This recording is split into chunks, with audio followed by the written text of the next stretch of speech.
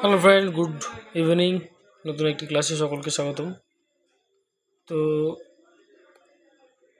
এখানে আমরা primary interview class সম্পর্কে জানছি, কি কি প্রশ্ন হতে পারে সেটা। ঠিক আছে, দেখো, আমরা জানি যে ভ্যাকান্সি একদমই কম, 13,000 প্লাস, মোটামুটি 13,500 মতো ভ্যাকান্সি রয়েছে। কিন্তু এই ভ্যাকান্সি কিন্তু কিছুই নয়, এটা একটা নগণ্য ভ্যাকান্সি। কিন্তু আমরা জানি যে 2022-এই মোটামুটি ডিএলএড বালারাই রয়েছে প্রায় 50,000 প্লাস। এরপরে 2023-এর রেজাল্ট যেটা দিল সেটাতে 6,000 মতো পাস করলো, 7,000 ধরো। এছাড়া 14 আর অন্য দিয়ে রয়েছে কিছু, মোটামুটি 60,000, 60,000 আমরা ধরতে পারি ভ্যাকান্সি ক্যান্ডিডেট রয়েছে। তো এত ক্যান্ডিডেটের মধ্যে যদি এখানে মাত্র আমাদের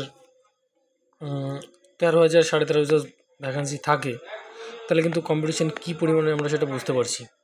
এই কারণেই কিন্তু আমরা বলছি যে অবশ্যই সরকারের এটা ভাবা উচিত যে এই ভ্যাকান্সিটাকে কিন্তু আপডেট করা প্রয়োজন।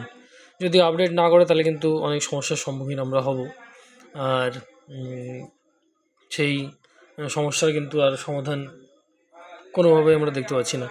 আর এতে যারা পুরনো স্টুডেন্ট তাদের কিন্তু আরও খারাপ অবস্থা হবে, কারণ তাদের অ্যাকাডেমিক স্কোর কিন্তু লো। যারা 2020, 19, 18 পর থেকে 22, 21, 23, 24-এ পাস করেছে, তাদের কিন্তু মাধ্যমিক, এইচএস, অন্য ট্রেনিংয়ে যে নাম্বার রয়েছে সেটা কিন্তু অনেক বেশি, হিউজ পরিমাণ নাম্বার রয়েছে। তো এই নাম্বারের উপর কিন্তু আমাদের কিন্তু সমস্যা হয়ে যাবে। তো যাই হোক, কিছু করার নেই। তো তবুও যেটা বলতে হয় সেটা হচ্ছে, এত কম ভ্যাকান্সিতে কিন্তু আমাদের অসুবিধা হবে। তবুও আমাদের প্রস্তুতি তো নিতেই হবে। তো ডেমোর জন্য প্রস্তুতি নিচ্ছি আমিও। ডেমোটা কিন্তু ভালো দেওয়া উচিত।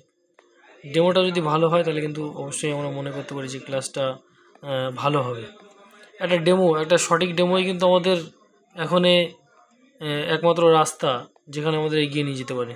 এই ডেমো যদি আমাদের ভালো না হয় তাহলে কিন্তু আমাদের আর কোনো রাস্তা নেই। দেখো, কারো যদি 22 থাকে অ্যাকাডেমিক স্কোয়ার, আর কারো যদি মনে করি আমি 27 কিংবা 88 রয়েছে, এখানে যদি সে 10 পেয়ে যায়, এখানে যদি মানে ট্রেনিং, ইন্টারভিউ এবং তার ডেমনস্ট্রেশনে যদি 10 পায়, তাহলে কিন্তু তার 32 হয়ে যাচ্ছে।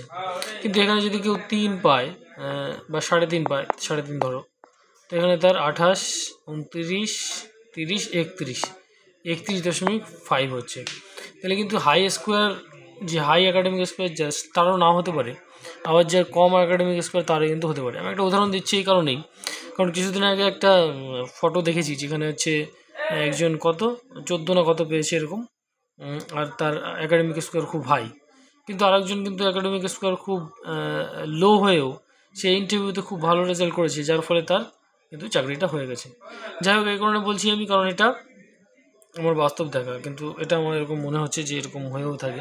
কারণ এর পূর্ববর্তী যে ইন্টারভিউ মানে যে প্যানেলটা বেরিয়েছিল, সেখানে কিন্তু আমরা দেখেছি অনেকের 9 পয়েন্ট সামথিং, কারো কিন্তু 2, কারো কিন্তু 3.1, এরকম কিন্তু অ্যাকাডেমিক স্কোয়ার মানে ইন্টারভিউ নাম্বার বা ডেমনস্ট্রেশনের নাম্বার কিন্তু দেখা গেছে।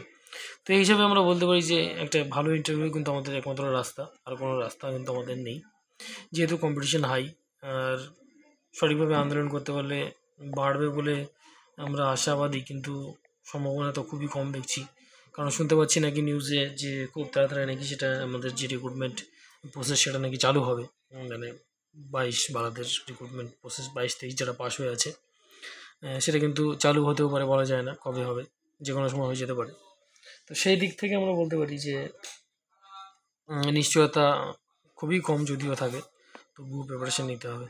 তো ভালো ডেমনস্ট্রেশন অবশ্যই আমাদের দেওয়া প্রয়োজন, আর ইন্টারভিউটা ভালো দেওয়া প্রয়োজন। ইন্টারভিউতে কী প্রশ্ন দেবে সেটা আমাদের হাতে নেই, ডেমোতে আমাদের কোন টপিক দেবে সেটাও আমাদের হাতে নেই। কিন্তু এখানেই সবচেয়ে বেশি মানে পরিবর্তন করবে একজন ছাত্রের পক্ষে। তো ডেমোর আমি কতগুলো প্র্যাকটিস দিয়েছি, তোমরা যদি সেটা না দেখে থাকো অবশ্যই দেখবে। আশা করছি সেটা তোমাদের হেল্পফুল হবে। হ্যাঁ, তো ডেমোটা আমাদের কেমন হওয়া উচিত, আদর্শ ডেমো, সেটা প্র্যাকটিসের পরেই নির্ভর করবে। আর সঠিক প্র্যাকটিস করার জন্য আমাদের স্কুল, চক ডাস্টার, তারপরে ব্ল্যাকবোর্ড বা হোয়াইট বোর্ড, কিছু ছাত্রছাত্রী আর ফিডব্যাক দেওয়ার জন্য মতো একজন ব্যক্তিত্ব যদি থাকে বা 2-3 জন ব্যক্তিত্ব যদি থাকে তাহলে কিন্তু ভালো হয়। আমরা নিজেরা যদি প্র্যাকটিস করি তাহলে কিন্তু হবে, কিন্তু সেই রকমভাবে কিন্তু হওয়াটা খুবই কঠিন ব্যাপার। তো ডেমো দেওয়ার জন্য কিন্তু 5E মডেলটা অ্যাপ্লাই করতে হবে। 5E মডেলটা তোমাদের একটু বলে রাখি। 5E মডেলটা কি? 5E মডেল হচ্ছে আমাদের প্রথমে এঙ্গেজ করতে হবে। আমাদের ঢুকেই ডাইরেক্ট টপিকে যেতে হবে ঠিকই, কিন্তু তার আগে তাদের সম্বোধন করতে হবে যে তোমরা সকলে কেমন আছো, আগের দিন আমরা কী পড়েছিলাম জানো তো, আজকে আমরা কী শিখবো বলো? হ্যাঁ, সেটা শিখবো। আগের দিন আমরা যেটা শিখেছিলাম সেটা মনে আছে তো? তোমরা কেউ বলতে পারবে বলো তো এটা কি? হ্যাঁ, ঠিক আছে, তাহলে আজকে আমরা এটা শিখছি। এবার এঙ্গেজমেন্ট করলাম।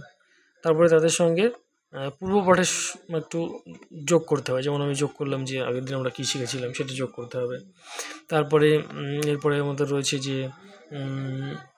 তাদেরকে কোশ্চেনিং করতে হবে, তাদেরকে প্রশ্ন করতে উৎসাহ তো দিতে হবে। তাদেরকে আমরা অবশ্যই প্রশ্ন করবো এবং তাদের দ্বারাও যে প্রশ্ন হবে সেটাও কিন্তু আমাদের উৎসাহের একটা ব্যাপার। তারাও যদি প্রশ্ন না করে তাহলে কিন্তু সেটা হবে না। তাদেরও প্রশ্ন করতে হবে অবশ্যই। তারাও যদি প্রশ্ন করে তাহলে কিন্তু সেটা সঠিকভাবে মানে কার্যকরী হবে। তাদেরও প্রশ্ন করার প্রয়োজন রয়েছে। তো এইভাবে আমরা পুরো ক্লাসটাকে আগাবো। আবার যখন আমরা শেষ করবো তখন কিন্তু আমাদের একটা জিনিস খেয়াল রাখতে হবে যে আমরা ডাইরেক্ট শেষ করে চলে আসবো না ক্লাসটা, ডাইরেক্ট শেষ করবো না কখনোই। শেষ করার আগে অবশ্যই আমাদের ক্লাসটাকে শেষ করে আসতে হবে যে ঠিক আছে তাহলে আমরা আজকে এই পর্যন্তই শিখবো, পরবর্তী দিন আমরা আরও অন্য অন্য বিষয় জানবো, যেটা হচ্ছে এই টপিক নিয়ে আমরা জানবো পরবর্তীতে। আর আজ তাহলে এই পর্যন্তই, তোমাদের সঙ্গে আমাদের কাল দেখা হচ্ছে। ঠিক আছে, এইভাবে করে আমরা ক্লাসটা অবশ্যই শেষ করবো।